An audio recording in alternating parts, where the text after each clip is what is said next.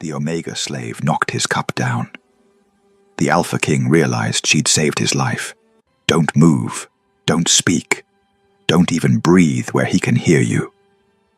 The whisper clawed through Serena's mind, like a desperate animal seeking shelter, repeating in rhythm with the violent hammering of her heart against her ribs. The wooden tray in her scarred hands trembled. The silver goblets perched atop it, threatening to sing their betrayal. Each quiet clink a scream in the suffocating silence of her terror. The great hall of Blackmore Vale was not a dining room. It was an arena draped in silk banners and torchlight, where predators wore noble titles and sharpened their teeth on the bones of the powerless. The air itself felt carnivorous, thick with the scent of roasted venison, expensive wine from distant vineyards, and beneath it all leaned the metallic promise of violence held on a leash. At the head of the ancient oak table sat Hilary Castillo, the Alpha King, a man whose very name was etched into the kingdom's flesh like a brand. He wasn't laughing, he never laughed, but his dark eyes swept the room with the patience of a wolf who knew the hunt always ended in his favor. To his left, Lord Arvane Hollowcrest smiled, his expression smooth as polished glass, his fingers hovering over the king's cup with the delicate precision of a spider spinning a web.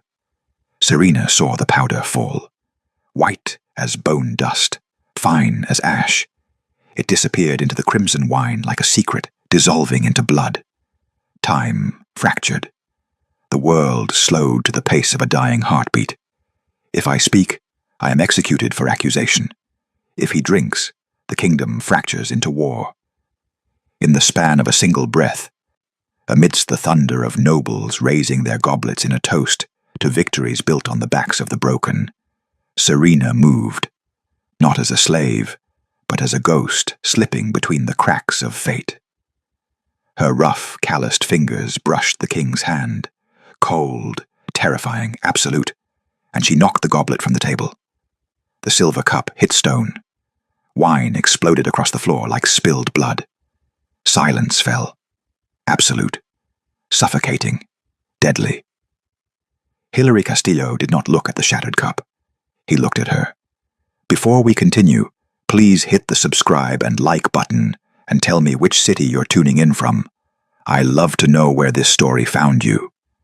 Now let's dive in. The hierarchy of Blackmore Vale was not tradition. It was law carved into flesh and enforced with iron.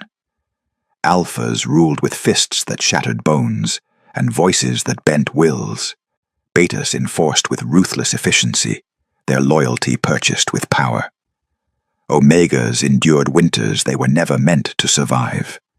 And slaves had no names, only functions, only branded flesh and bowed heads, and the constant gnawing knowledge that their lives could end with a single word from someone who mattered. Serena Clements had learned the art of invisibility by erasing everything that made her human. She was a shadow in a torn gray dress, a forgotten daughter of a healer who'd taught her to recognize death by scent before the kingdom sold her to pay a debt that was never hers. She scrubbed floors until her knees bled, poured wine until her arms screamed, and kept her eyes down because meeting a noble's gaze was an invitation to punishment. Tonight was the victory banquet, the most dangerous night of the year, than when power gathered to celebrate itself and the vulnerable simply tried not to be noticed. The great hall was a cathedral of wealth and violence. Massive chandeliers of black iron and dripping crystal cast fractured light over the gathered lords and ladies, their faces beautiful and cruel in equal measure. Every shadow seemed to hide a blade. Every whisper felt like a conspiracy taking shape. Serena kept her head bowed, her gaze locked on the polished stone floor that reflected the distorted shapes of the feast above, a world she would never belong to, populated by people who would never see her as anything but property. She moved like a breeze, unnoticed, unwanted, More wine, girl. Are you blind as well as worthless? The voice cracked like a whip. Mistress Virelda Moore, the slave ward's keeper, and dug her bony fingers into the soft flesh of Serena's arm, her breath hot and sour.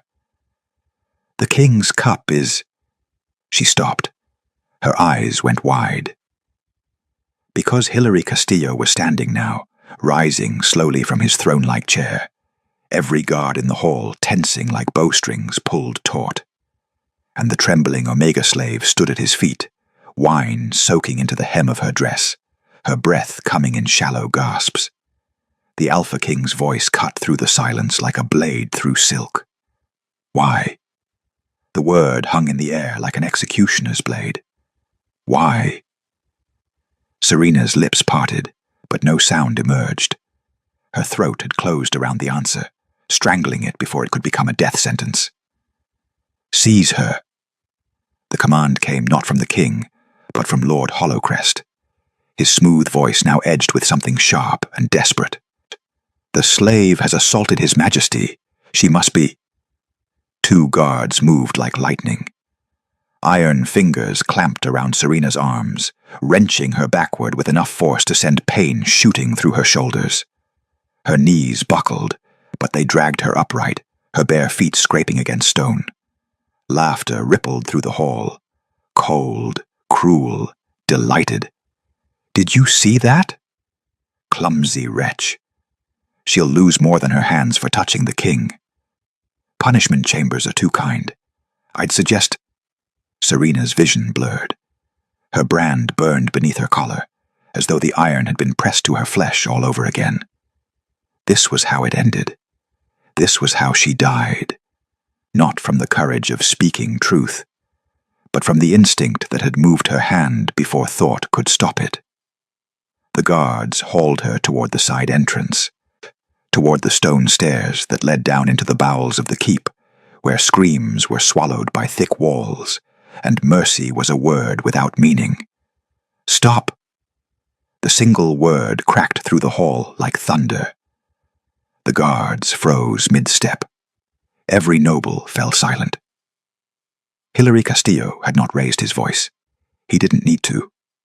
Authority rolled off him in waves, primal and absolute, the kind of power that didn't ask. It commanded, and the world obeyed, or shattered. He descended from the dais with the unhurried grace of a predator, who knew the prey had nowhere to run. His boots echoed against stone, each step a declaration. When he stopped before her, Serena felt the weight of his presence like a physical thing pressing down on her chest, stealing what little air remained in her lungs. Bring her to my study. Your Majesty. Lord Hollowcrest's protest died, as the king's gaze cut toward him, cold and lethal. Now. The study was a fortress of dark wood and leather-bound silence. Serena stood in the center of the room, her arms still aching from the guard's grip, her legs trembling so violently she feared they would give out. The door closed behind the king, with a sound like a coffin sealing shut. She expected pain. Instead, he circled her slowly, a wolf assessing wounded prey. You knocked my cup down, he said quietly, his tone unreadable. Slaves are beaten for far less, executed for touching a king without permission. Yet you did both. Serena's voice emerged as barely a whisper. Look at me. The command was gentle, but it was still a command. She raised her head, forcing her eyes to meet his. Dark, calculating, impossibly sharp. He studied her the way a scholar studied ancient texts, searching for hidden meaning in every line. Why? He asked again. The truth tasted like ash on her tongue. It smelled wrong, my king. Silence stretched between them, like a blade being drawn slowly from its sheath. Then, impossibly, he moved toward the spilled wine still staining the stones beyond his study window. A guard had brought the fallen cup, and Hilary lifted it now, bringing the silver rim to his nose. His expression didn't change, but something flickered behind his eyes. Recognition, perhaps. or fury held on a vicious leash. He set the cup down with deliberate care. "What did you smell?" "Silverthorn root, crushed moonleaf." Her voice steadied, muscle memory from a life before chains taking over. "My mother was a healer. She taught me to recognize poisons before—" She stopped. "Before they sold me. Before I became property." Hilary was silent for a long moment, his jaw tight. Then he did something that shattered every expectation Serena had carried into this room. He dismissed the guards. The door closed. They were alone. He poured water from a crystal pitcher into a clean cup, his own hands performing the task, not hers, and held it out. "Drink." Serena stared at the offering as though it were an illusion. Slaves drank from buckets, from their cupped palms when no one was watching. Never from crystal, never from a king's hand. "I won't ask again." She reached for the cup with shaking fingers. Their hands brushed, his warm, solid, real, and she flinched so violently that water sloshed over the rim. He noticed. Of course he noticed. This man who missed nothing, who ruled through observation and ruthless perception, whose eyes tracked the slight widening of her pupils, the way her breath caught, the protective curl of her shoulders. She drank. The water was cold, clean, safe. It tasted like a mercy she didn't deserve. When she finished, he took the cup back and set it aside. "You will taste my food and drink before every meal," he said, his tone brooking no argument. "You will stay within the inner keep. You will report anything that smells wrong to you." Serena's mind reeled. "My king, You're my cupbearer now." He moved toward his desk, already shifting his attention to maps and sealed letters, dismissing her from his focus, the way one might dismiss a piece moved into position on a game board. "You'll be assigned quarters. Guards will escort you." She should have felt relief. Instead, she felt the weight of a target being painted across her back. "One more thing." He didn't look up. "If you're lying to me, if this was some conspiracy to gain my trust, I will know, and you will wish I'd let them take you to the punishment chambers." The threat was spoken softly. It was no less devastating for its gentleness. "I understand, my king." "Then go." Serena turned toward the door on unsteady legs, her heart still thundering against her ribs. She had saved the Alpha King's life. And now, somehow, her survival depended on staying close enough to do it again. 3 days passed like a knife dragged slowly across skin. Serena tasted everything that touched the Alpha King's table. Every morning she stood beside his chair in the private dining chamber, her fingers steady despite the tremor that lived permanently in her chest now. She lifted each piece of bread to her lips, sipped wine from his cup, sampled roasted meats and honeyed fruits, while nobles watched through the doorway, with expressions that ranged from curiosity to contempt.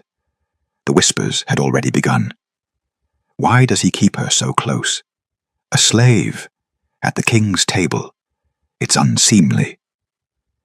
Perhaps she's more than a cupbearer, if you catch my meaning. The insinuations slithered through the halls like poison in wine, and Serena felt them even when she couldn't hear the words.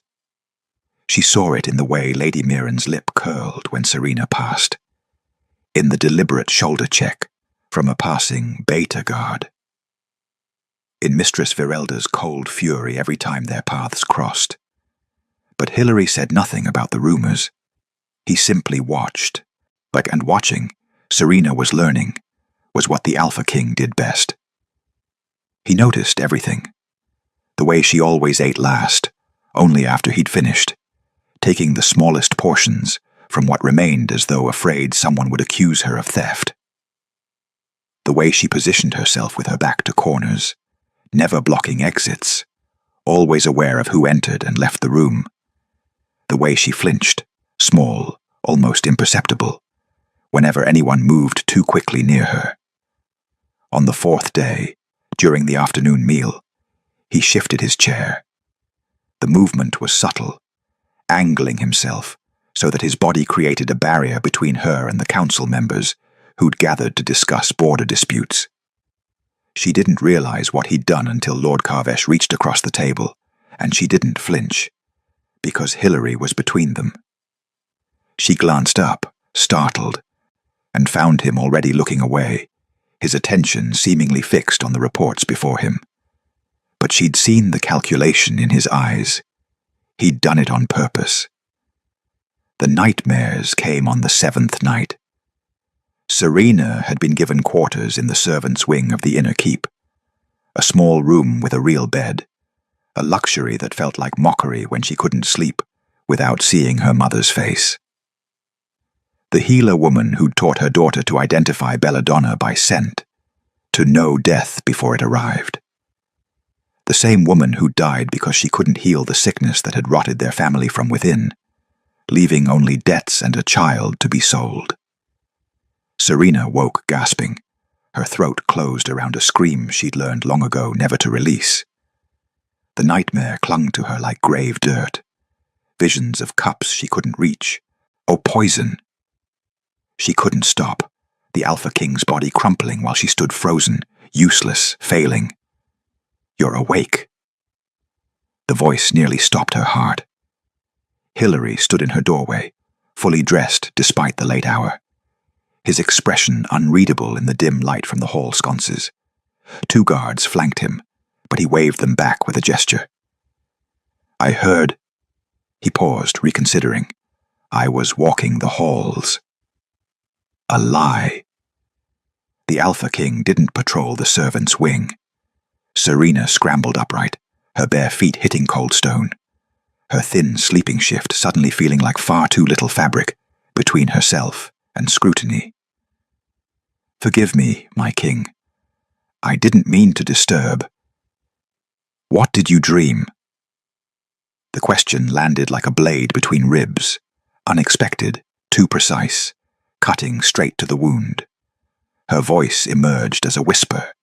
"I dreamed I forgot." "Forgot what?"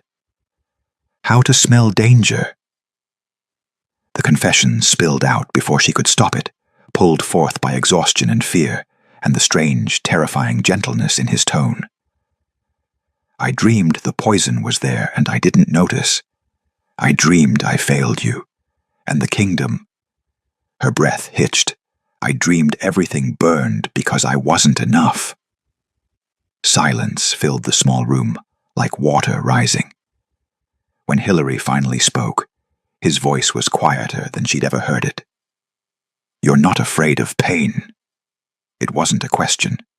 "No, my king. You're afraid of failing me." Serena's throat closed. She nodded, unable to meet his eyes. Something shifted in the air between them, subtle as a lock clicking open, dangerous as a door swinging wide. "You saved my life," he said slowly, as though testing each word's weight. "Not for reward, not for freedom. You saved me because your instinct wouldn't let you do anything else." She didn't deny it. Couldn't. He studied her for a long moment, and she felt the weight of that gaze like sunlight after years in darkness. Warm, exposing, impossible to hide from. "You should sleep," he said finally. "Tomorrow's council meeting will run long. I'll need you alert." He turned to leave. "My king." He paused, glancing back. "Why do you..." She stopped, the question too dangerous to finish. "Why do you position yourself between me and others? Why do you notice when I flinch? Why do you care if a slave has nightmares?" "Rest, Serena." Her name. He'd used her name. The door closed softly behind him, and Serena sat in the darkness, her heart doing something strange and terrifying in her chest.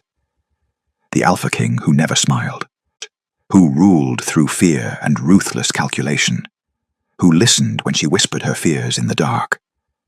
And she realized, with a jolt of pure terror, that somewhere in the space between poison and protection, between duty and instinct, something had begun to grow. Something neither of them had given permission for. Something that felt dangerously like trust. The summons came during the morning meal, delivered by a guard whose expression promised nothing good. "The council requests an audience, Your Majesty, regarding the slave." Hilary's jaw tightened almost imperceptibly. He set down his cup, the one Serena had already tested, and met her eyes across the table. "Wait in the antechamber." It wasn't a suggestion. Serena pressed her ear to the heavy oak door, her heart a drumbeat of dread. Mistress Virelda's voice cut through first, sharp as broken glass. "The girl belongs to the slave ward, Your Majesty. Her extended absence disrupts order and sets a dangerous precedent." "Dangerous?" Hilary's tone was deceptively calm. "Explain." Lord Hollowcrest took over, his words measured, poisonous. "The Omega has been seen at your side constantly, alone with you. The court whispers of impropriety, of manipulation." "You believe a slave is manipulating me?" The temperature in the room seemed to drop.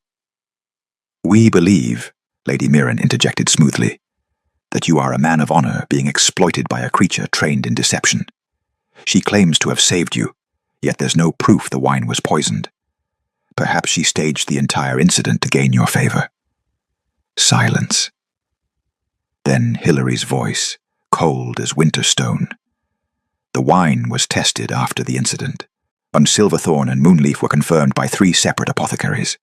Would you like to see their reports, or shall I have you drink what remained?" No one answered. "Serena Clements stays where I place her. This council is dismissed." "Your Majesty!" Virelda's protest died as a door slammed. Serena stumbled back from the antechamber entrance, her blood roaring in her ears. He'd defended her. He'd used her name. But the hatred in those council voices lingered like smoke, and she knew with cold certainty they would not stop. They would not forgive. And she, a slave who dared rise above her station, had just become a target. The attack came 3 nights later. Serena was returning from the kitchens, carrying the sealed wine she'd personally watched the cellar master pour, when she heard voices echoing from the king's private corridor. "Eos inside the east study. He'll be alone reviewing maps until midnight. And the girl? Dispose of her after. Make it look like she was the assassin. Perfect scapegoat." Ice flooded Serena's veins. She dropped the wine. Glass shattered. She ran. Her bare feet slapped against stone as she tore through corridors, her lungs burning. The guards at Hilary's door moved to stop her, but she screamed, "Assassins! Inside!" And they crashed through the entrance. The study exploded into chaos. 3 figures in dark leather moved like shadows. Steel flashed in candlelight. Hilary was already fighting, his blade a silver arc of lethal precision. But there were too many, too fast. One slipped past his guard. Serena saw the dagger angling toward his exposed ribs, saw the killing blow descending, and her body moved before thought could intervene. She threw herself forward. The blade meant for a king's heart buried itself in a slave's shoulder instead. Pain detonated through her, white-hot and absolute. She heard someone screaming, realized distantly it was her. And then the world tilted. Hilary's roar shattered the air. She'd never heard that sound from him before, primal, furious, broken. He moved like a storm given flesh, and the assassins died quickly, brutally, without mercy. When silence finally fell, he was on his knees beside her, his hands pressed against her bleeding shoulder, his face a mask of controlled devastation. "You fool," he growled, his voice raw. "You stupid, reckless. You're alive," she gasped. His eyes met hers, and something cracked in that iron control. "Healers," he bellowed, "now!" They worked on her in his private chambers. Hilary refused to leave. He stood at the window, his back rigid, his hands clenched into fists as the head healer stitched Serena's torn flesh. Every whimper she couldn't quite suppress made his shoulders tense further. When it was done, when the healers finally left, he approached the bed where she lay pale and trembling. Why? The question emerged hoarse. Serena's laugh was weak, pained. You keep asking me that. Because I keep failing to understand. He sat on the edge of the bed, an intimacy that would scandalize the court, that shattered every rule of hierarchy and propriety. You could have died. So could you. His hand moved almost of its own accord, brushing a strand of damp hair from her forehead. She didn't flinch this time. Couldn't flinch, perhaps, or didn't want to. This wasn't random, he said quietly, his fingers still hovering near her face. The poisoning, the council's sudden push to remove you, this attack. Someone is orchestrating this. Lord Hollowcrest, Serena whispered. I know. His jaw clenched. I've known since you knocked my cup down. I've been gathering evidence, waiting for him to make a mistake large enough to move against him without fracturing the council. And now? His eyes were dark, dangerous. Now, he's crossed a line he can't uncross. The room fell quiet, except for the crackle of the hearth. Hilary's hand still rested near her face, close enough that she could feel its warmth. You protect me, he said, wonder threading through the words, even though I've given you no reason to trust me. Even though my kingdom made you a slave. Why? Serena met his gaze, too exhausted for lies, too wounded for walls.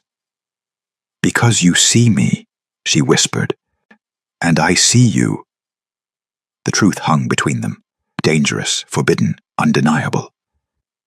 Hilary's thumb brushed her cheek, feather-light. This was no longer about poison.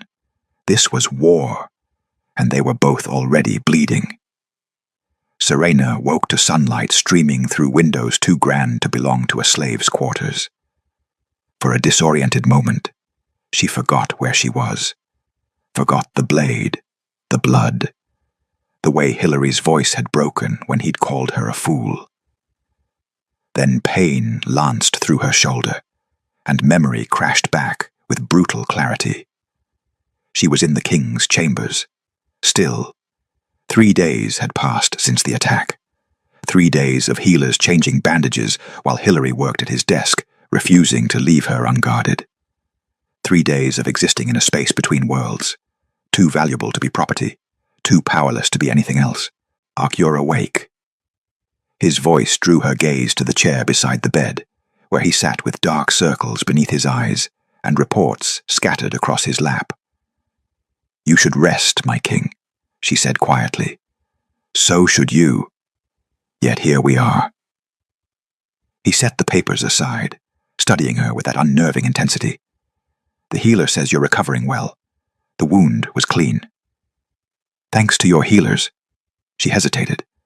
I don't deserve this care. Stop. The command was gentle, but absolute. You took a blade meant for me. You deserve far more than I can give you.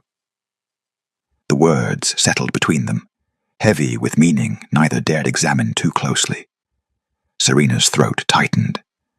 I'm sorry If you apologize for saving my life again, I'm moving you back to the servants' wing.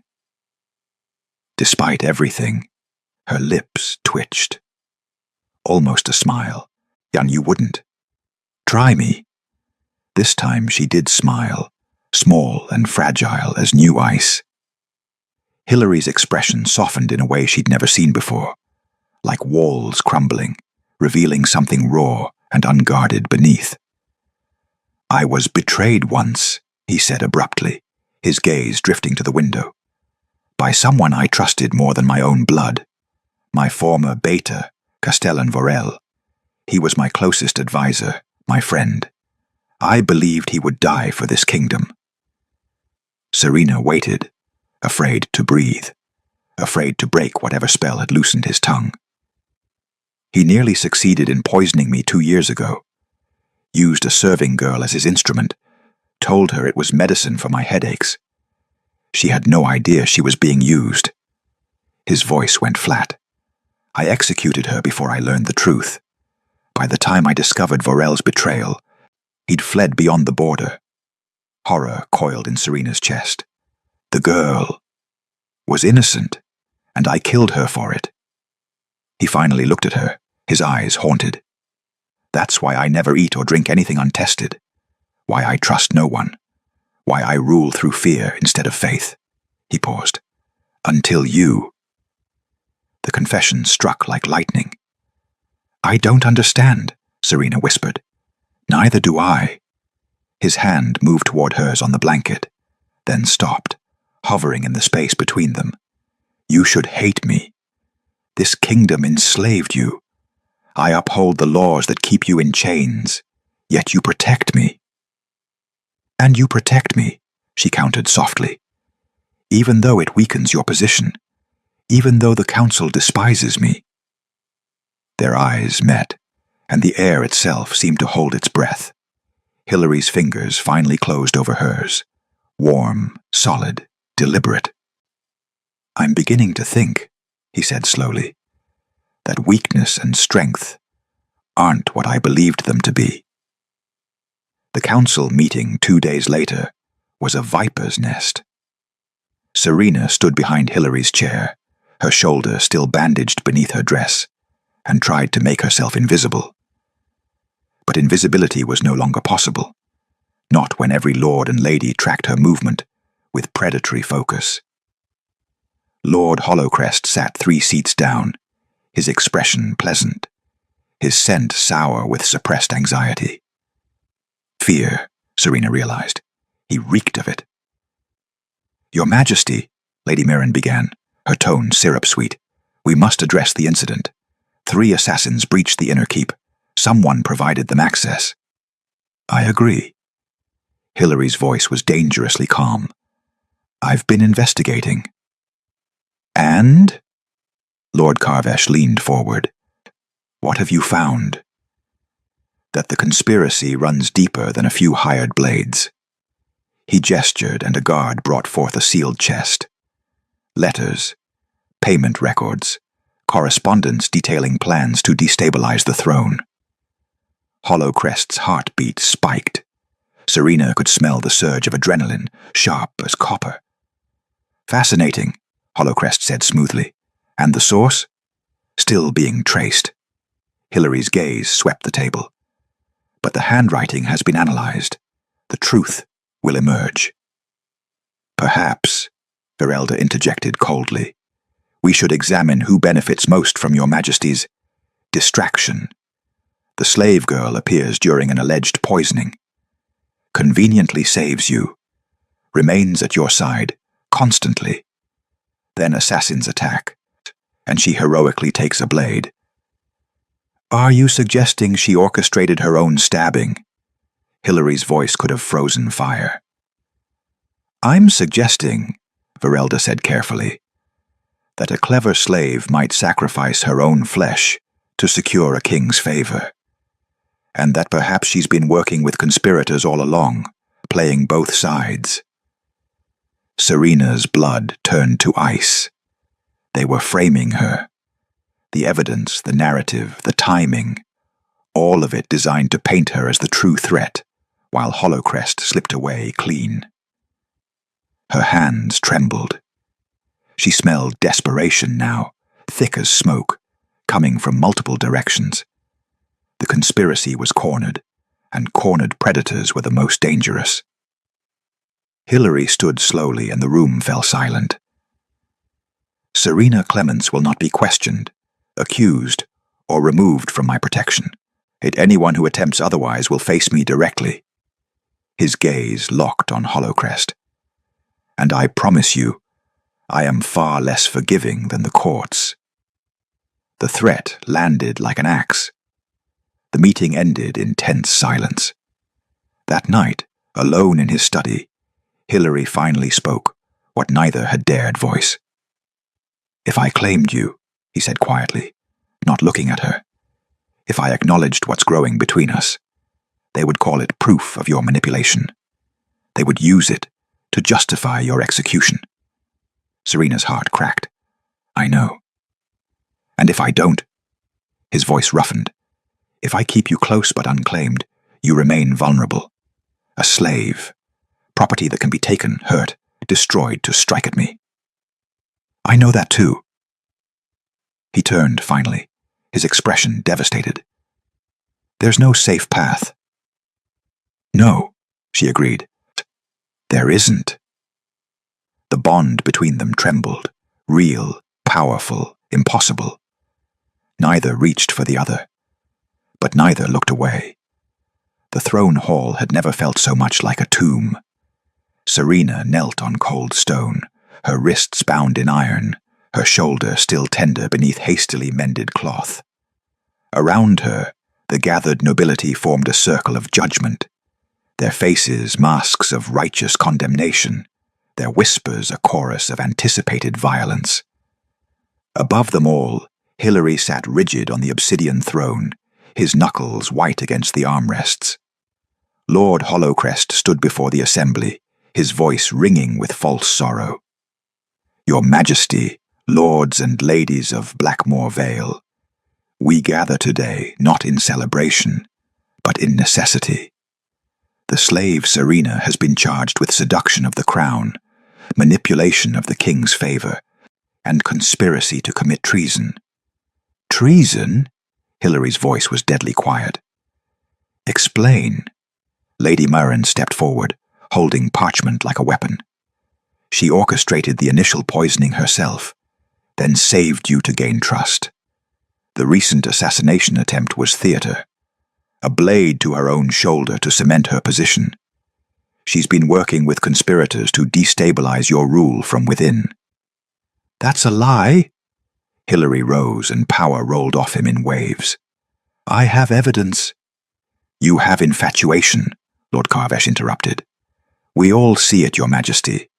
The girl has bewitched you." "Bewitched?" Hilary's laugh was razor-sharp. "By what? Her trembling? Her silence? Her willingness to bleed for a kingdom that branded her flesh and stole her name?" "By her cunning," Virelda hissed. "Omegas are trained from birth to manipulate through submission. She plays the victim while you dance to her tune." The council murmured agreement, a rising tide of condemnation. Serena's throat closed. They'd prepared for this, built a case so airtight that even truth couldn't penetrate it. Her life had been weighed and found worthless, and nothing Hilary said would change the calculus. Unless she removed herself from the equation. "Stop." Her voice cut through the noise, small but clear. Every eye turned to her. She lifted her head, meeting Hilary's gaze across the hall. Saw the warning there, the desperate plea for her to stay silent. She ignored it. "I offer myself for judgment," she said. "If my death will end this conspiracy, if it will restore faith in the king's rule, then take it. I only ask one thing." "You ask nothing," Virelda spat. "You are property." "I ask," Serena continued, her voice steady now, "that you investigate Lord Hollowcrest's correspondence before you execute me. That you examine his financial records. That you ask why he smells like fear every time the king speaks of evidence." Hollowcrest's pleasant mask finally cracked. "The slave makes wild accusations to save herself." "Then prove me wrong," Serena challenged.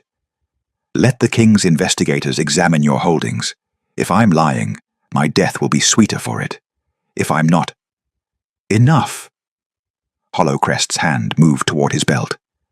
Everything happened at once. Steel flashed as Hollowcrest drew a hidden blade. Guards surged forward, but not toward him, toward the doors, where armed figures in rebel colors were suddenly pouring into the hall.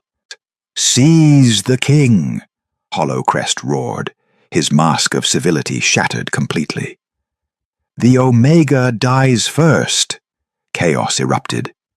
Hilary was moving before thought, his sword clearing its sheath as he leapt from the throne. He cut through the nearest rebel, then another, fighting toward Serena with single-minded fury. A blade descended toward her exposed neck. She rolled, chains rattling, and the stone where her head had been cracked and splintered. Her bound hands were useless, her shoulder screaming, but she kicked out hard, catching her attacker's knee. Then Hilary was there, a storm of lethal precision, cutting her bonds with one strike and pulling her behind him in the next breath. "How many?" he growled. "Too many." Serena's eyes scanned the chaos. Guards fighting rebels, nobles fleeing, blood spreading across pristine floors. "We need to leave, now." "The exits are blocked. Not all of them." She grabbed his hand, her smaller fingers lacing through his. "Trust me." For a heartbeat he hesitated. Then he nodded. Serena led him through the melee, ducking behind toppled chairs and overturned tables, until they reached the eastern wall. Her fingers found the nearly invisible seam in the stone. A servant's passage, too small for nobles to notice, built for slaves to move unseen. "Here." She pressed the release. The panel swung inward, revealing darkness. "You first," Hilary commanded. "Together," she countered. They plunged into the narrow passage side by side, the sounds of battle fading behind them. The corridor was barely wide enough for Hilary's shoulders, pitch black and suffocating. But Serena knew these paths. She'd scrubbed them, bled in them, and learned their secrets during years of invisibility. "Stay close," she whispered, pulling him deeper into the darkness. His hand tightened around hers.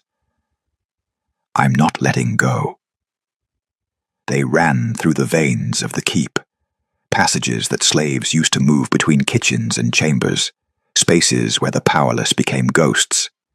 Now those same passages carried a king and the woman who'd saved him. Partners. Finally. Behind them in the throne hall, Lord Hollowcrest screamed orders to find them. Ahead, in the darkness, Serena led Hilary toward survival, and toward a reckoning that would reshape the kingdom. "Where does this lead?" he asked. "Everywhere," she replied. "We built this place with our hands and blood. We know it better than any lord." He was silent for a moment, then, "We?" "Slaves. The invisible, some the ones you never saw."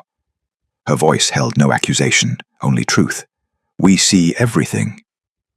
Another beat of silence. Then quietly, "Teach me." And in that moment, fleeing through passages built by broken hands, something fundamental shifted. Not king and slave, not protector and protected, but equals, bound by choice. The revolution had begun. The passages brought them to the lower armory, where loyal guards were regrouping. Commander Thane's face flooded with relief when he saw Hilary emerge from the wall. "Your Majesty, the rebels have taken the throne hall. Hollowcrest declared you dead, and himself regent. He's mobilizing the northern battalions," Hilary finished grimly. "He's been planning this for months." "Longer," Serena said quietly. All eyes turned to her. She straightened despite the pain in her shoulder, despite being the only slave in a room full of soldiers. "I've smelled his plotting in every council meeting, fear and ambition rotting together. He poisoned your wine the night of the banquet. He hired the assassins. He framed me to isolate you." "The evidence?" Thane asked. "In his private study," Hilary said. "Letters, payment records, correspondence with rogue packs beyond the border. Enough to execute him 10 times over." "Then we take the keep back," Thane said. "How many men does he have?" 40 rebels inside. But he's also poisoned strategic positions. Serena stepped forward, and Hillary noticed the shift. She wasn't cowering anymore. She was thinking, calculating. The east corridor has silverthorn in the ventilation. I smelled it when we passed. The main stairwell has been rigged with... She paused, inhaling deeply. A moonleaf powder. Anyone charging up those stairs will be paralyzed within seconds. Every soldier stared. "How do you know this?" Thane demanded. "Because I know what death smells like," Serena replied simply. "And this keep reeks of it." Hillary felt something fierce and proud unfurl in his chest. "Can you guide us safely?" She met his eyes. "Yes." "Then you have command of our movement. Thane, you and your men follow her directions exactly." The commander's jaw tightened, but he nodded. "As you command." They moved through the keep like smoke. 20 guards, a king, and the slave who knew every secret the stones held. Serena led them around poison traps, through passages that bypassed rebel checkpoints, her nose reading the air like other people read maps. Twice, she stopped them before they walked into ambushes, the scent of unwashed bodies and cheap steel giving enemies away. "There," she whispered, pointing to a grate. 4 men, waiting in the gallery above. Thane signaled. His archers fired through the grate. Bodies fell. They were halfway to the throne hall when Serena stopped cold, her face going pale. "What?" Hillary began. "Run!" Her voice cracked with terror. "Run!" The explosion tore through the eastern corridor behind them, flames erupting, stone cracking, the entire passage collapsing in a roar of destruction. If they'd been 5 seconds slower, they'd all be dead. Hillary grabbed Serena's arm, pulling her against him as debris rained down. "You saved us. Again." Her eyes were wide, shocked. "I smelled the oil, the wick burning. And you reacted." He cupped her face, forcing her to meet his gaze. "You are not a slave, Serena Clements. You never were." Before she could respond, shouts echoed ahead. The throne hall doors. The final battle was brutal and swift. Hillary fought like a king who'd spent years restraining his fury, and finally let it loose. His blade sang through rebel lines, and his guards rallied around him with renewed ferocity. Hollowcrest stood at the throne, his sword drawn, his face twisted with rage. "You should have died," he screamed. "This kingdom needs a strong ruler, not a tyrant haunted by ghosts." "Funny," Hillary said coldly, advancing. "I was thinking the same about you." Their blades met with a crash of steel. Serena saw the dagger too late. A rebel breaking from the melee, weapon raised, aimed at Hillary's exposed back. She didn't think, didn't hesitate. She threw herself between them for the second time, and the world narrowed to the choice, him or me. There was no question which mattered more. The blade never reached her. Hillary spun, impossibly fast, and his sword took the rebel through the chest. Then he was pulling Serena behind him, shielding her with his body, his breathing ragged. "Stop," he growled. "Stop protecting me." "Can't," she gasped. "Won't." Something in him broke. He killed Hollowcrest with 3 brutal strikes. Efficient, merciless, final. The Lord's body crumpled at the foot of the throne he'd tried to steal. Silence fell. Surviving rebels dropped their weapons.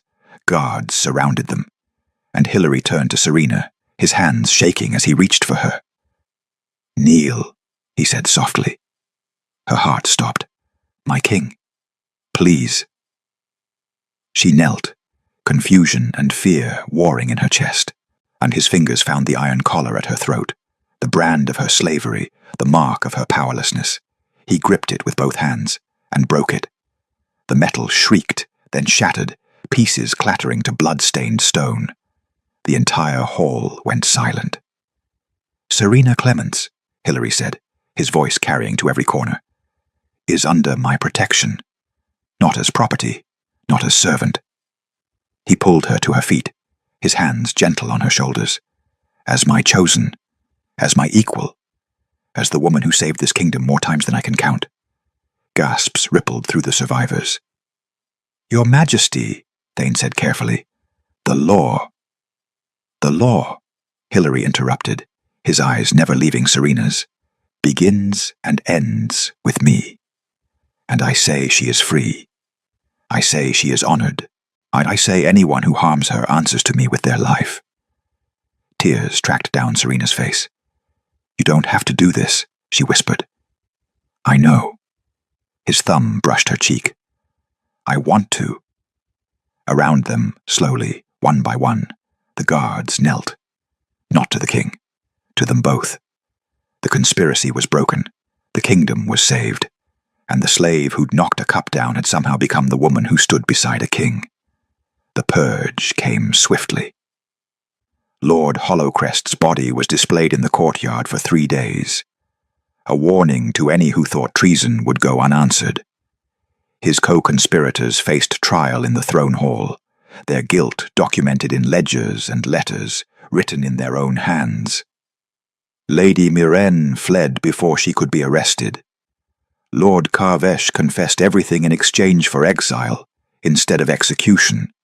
Mistress Virelda Moore was stripped of her position and sent to work the fields she'd once forced slaves to tend. The council that remained was decimated, humbled, terrified. And into that fear, Hilary planted something new.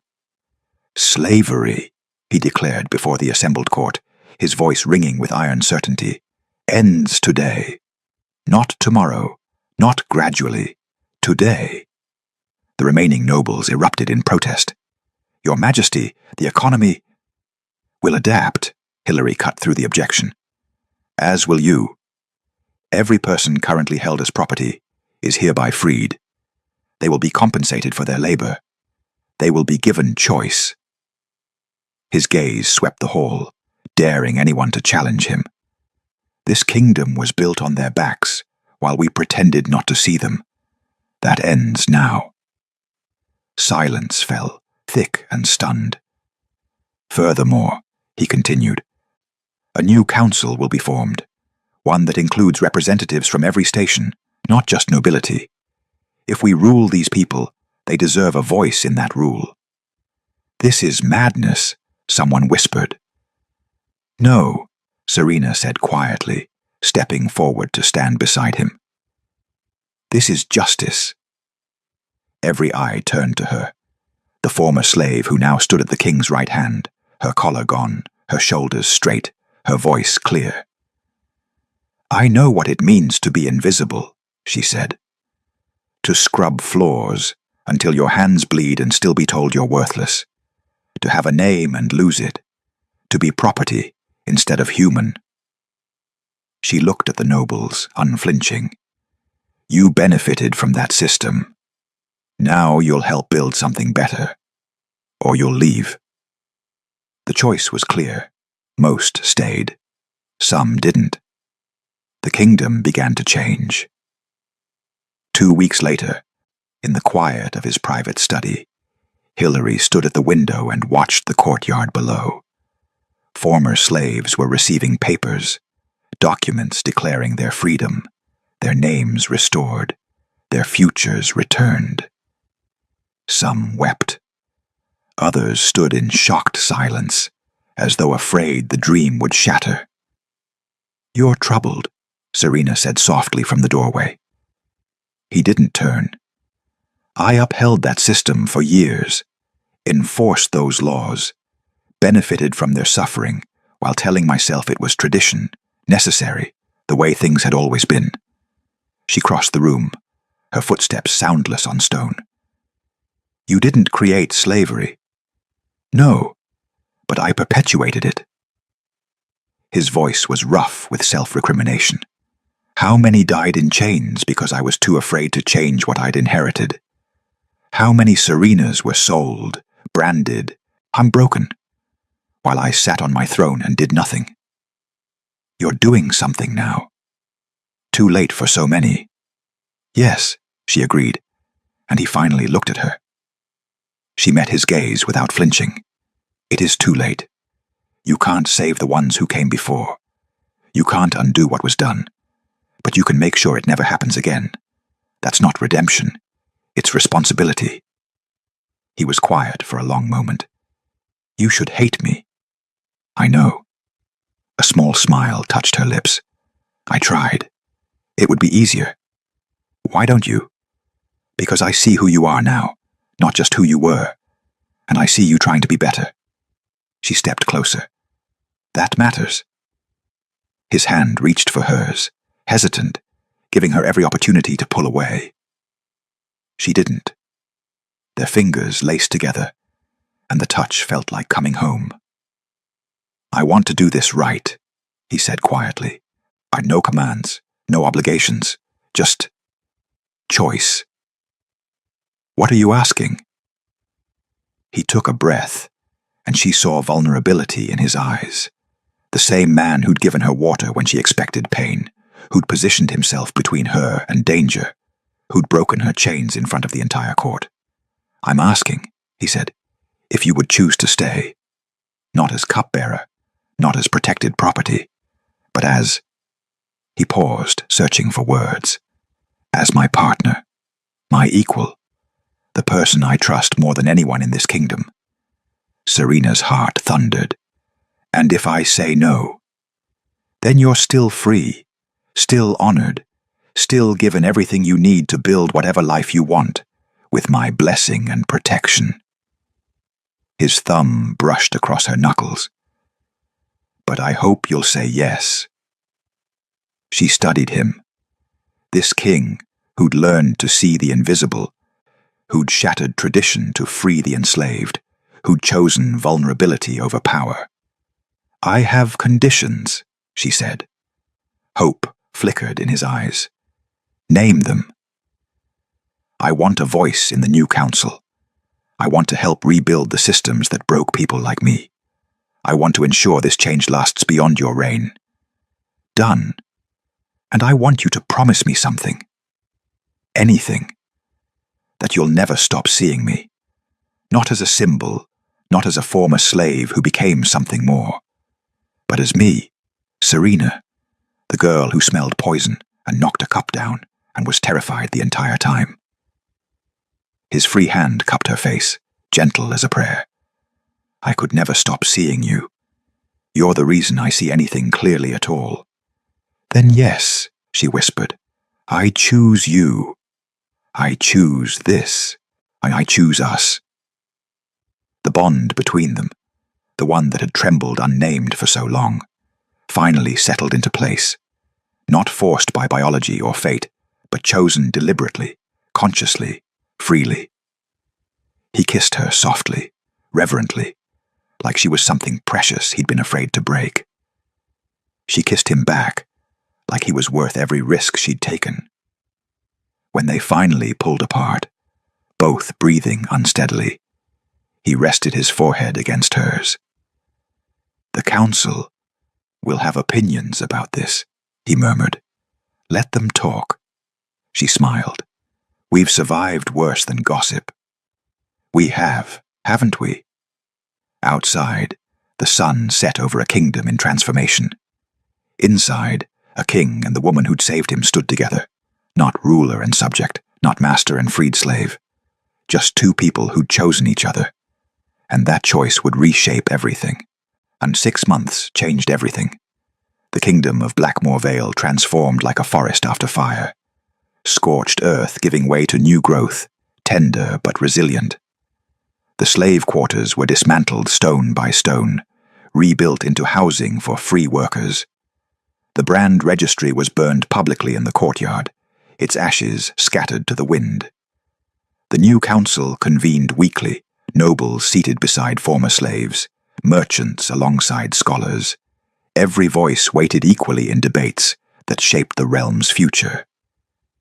Serena sat among them, her opinions sought, her insights valued. The first time she'd spoken in council, her voice had shaken. Now it rang clear, confident, carrying the authority of someone who'd earned her place through courage rather than birthright. "The northern villages need healers," she said, reviewing reports spread before her. "Former slaves with medical training are willing to serve, but they need supplies and protection during travel." "Granted," Hillary said immediately. "Commander Thane, assign escorts. Treasury, allocate funds for medical supplies." He glanced at Serena, a slight smile playing at his lips. "Anything else?" "The children," she continued. "The ones freed from the estates. They need education, not just shelter. We should establish schools." Lord Bremen, one of the reformed nobles, nodded thoughtfully. "My family's holdings include empty manor houses. We could convert them." "Do it," Hillary approved. The council meeting continued, efficient and purposeful, nothing like the toxic gatherings of the old regime. When it finally adjourned, Hillary caught Serena's hand as the others filed out. "Walk with me?" She smiled. "Always." They climbed to the eastern balcony, the same overlook where Hillary had once stood alone, surveying his kingdom with the wary distance of a man who trusted nothing.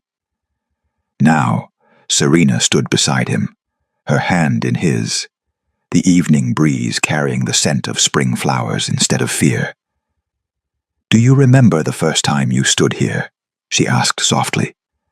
"I stood here often, always alone." He turned to face her, leaning against the stone railing. "I told myself it was strategic, a vantage point to watch for threats, but truthfully, I was just isolated, by choice and by fear. And now I'm never alone." His thumb traced circles on her palm. "Even when you're not physically beside me, I feel you. Your influence in every reformed law, your compassion in every freed person who finds their voice, your courage in every decision I make." Serena's eyes glistened. "You give me too much credit." "Impossible." He pulled her closer. "You saved my life twice, once from poison, once from becoming a tyrant who ruled through fear alone. I'd say I give you exactly the right amount." She laughed, the sound bright and unguarded, so different from the terrified girl who'd knocked a cup down half a year ago. "I never thanked you," she said suddenly. "For what?" "For seeing me. When I was invisible to everyone else, you looked." She reached up, touching his face. "You didn't have to. You could have punished me, discarded me, forgotten me. But you chose to see." "I couldn't not see you," he replied simply. "You shattered every wall I'd built, one spilled cup, and suddenly I couldn't pretend the invisible didn't matter." Below them, the courtyard bustled with activity, people working, laughing, living without chains. The kingdom was healing, slowly but surely, built on foundations of choice instead of cruelty. "There's something I've been meaning to ask," Hillary said, his tone shifting to something both nervous and determined. Serena raised an eyebrow. "The Alpha King gets nervous?" "When it matters, yes." He took both her hands, his expression serious. "The council has suggested, and I agree, that the kingdom needs a queen. Not a consort, not a decorative figurehead, a true partner in leadership." Her breath caught. "I know we've been operating as partners already," he continued, "but I want it formal, public, unquestionable." He squeezed her hands. "Serena Clements, will you stand beside me, not as the woman I freed, but as the queen this kingdom deserves?" Tears spilled down her cheeks, but she was smiling. "You're asking a former slave to be your queen?" "I'm asking the bravest person I know to share a crown she's already been wearing." His voice softened. "What do you say?" "Yes." The word came out half laugh, half sob. "Yes, of course yes." He kissed her as the sun set over Blackmoor Vale, painting the sky in golds and crimsons, a kingdom reborn, a future unwritten, a love that had started with instinct and grown into something unbreakable. When they finally pulled apart, Serena rested her head against his chest, listening to the steady rhythm of his heartbeat, the same heart she'd saved that first night. "We've come far from a spilled cup," she murmured. "We have." He pressed a kiss to her hair. "And we have farther still to go, together." "Together," she agreed. 3 months later, the coronation was witnessed by thousands. Serena Clements, former slave, Healer's daughter, the woman who'd knocked a cup down and changed the fate of a kingdom, was crowned Queen of Blackmoor Vale, in a ceremony that broke every tradition. Former slaves stood in places of honor. Nobles who'd adapted to the new order celebrated alongside those they'd once considered property. And when Hilary placed the crown upon her head, the entire realm erupted in cheers. That night, as they stood together on the balcony once more, Serena looked out over the kingdom she would help lead. "What are you thinking?" Hilary asked, wrapping his arms around her from behind. "That I never meant to change anything," she said softly. "I only meant to save a life. And look what you've built from that single act of courage." She turned in his embrace, her eyes bright. "What we've built." He smiled, that rare, genuine smile he reserved only for her. "What we've built," he agreed. The moon rose over Blackmoor Vale, silver and eternal, watching over a kingdom transformed, where love had been born from instinct, where power had been reshaped by courage, where a slave's trembling hand had knocked down a cup and raised up a crown. They said the Alpha King never noticed slaves. They said if an Omega stumbled near his table, she would be punished. But when Serena Clements saved Hilary Castillo's life, everything changed. Sometimes the smallest acts echo loudest. Sometimes courage wears chains before it wears a crown. And sometimes to love begins with a single choice, to act when fear demands silence. The end. If this tale of courage and transformation stirred something in your heart, share your thoughts below and subscribe for more stories.